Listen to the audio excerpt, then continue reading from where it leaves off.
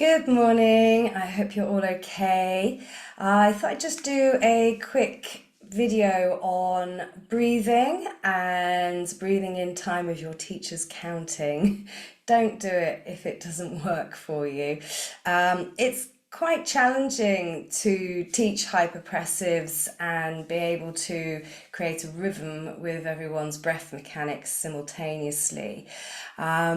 So I just wanted to point out the purpose of the breathing before we get into the actual apnea itself.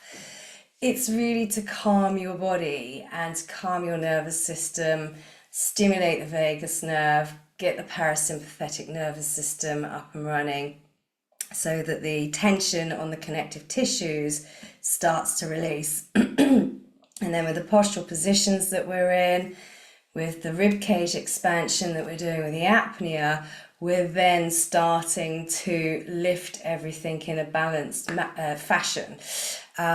So if you're laying there puffing and panting to keep up with your teacher's cueing of counting, then that's going to be working against that relaxation process that is really essential for trying to get your pelvic floor to relax enough so we can start to restore it.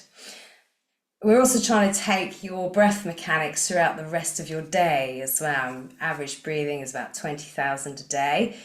So if you're finding that during your hypopressive session with me or anybody else that you are cutting short your breath rate, or it's too fast for you, then ignore the counting that your teacher is giving you and go into your own zone and just complete your inhale, complete your exhale, think of something nice, stay relaxed, zone out, and then when you've done your 3 breaths, you go for your apnea with that rib cage expansion. And again, if 10 seconds is too long for you to hold at the moment, then reduce it down to what works for you.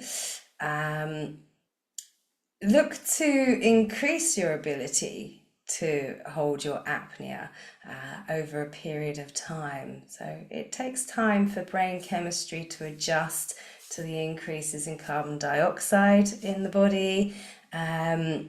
So you'll find initially when you're doing your 10-second holds that you might be getting a strong urge to breathe either from the throat or from the diaphragm.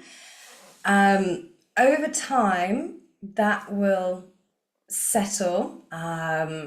Initially, listen to it, breathe, and then over 2, 3, 4 weeks, ignore the first urge to breathe in, and see if you can down-regulate the phrenic nerve, so the nerve that leads from the back of the brain into the diaphragm, which has got into a habitual patterning based on how much carbon dioxide you've accumulated as well, but to tell you to breathe. But this can also be habitual, so we can desensitize that nerve a little bit, we can get the brain more used to carbon dioxide, and that has huge benefits on cardiovascular health. The more carbon dioxide tolerant you are, it's a vasodilator, so it'll open up your vessels, improving blood pressure, heart health, and again, respiratory rate lowers, which is a win-win. So I hope that helps. It's really just trying to encourage you to follow your own pattern of breathing a little bit. I count and then I stop counting to try and give people some space to work out their own breath mechanics, and also just to help you understand the science behind what happens when you're doing an out breath and holding on an out breath with that carbon dioxide building up. Your brain's not used to it initially, but it's a positive thing to keep conditioning it to it. All right, enjoy. Thank you.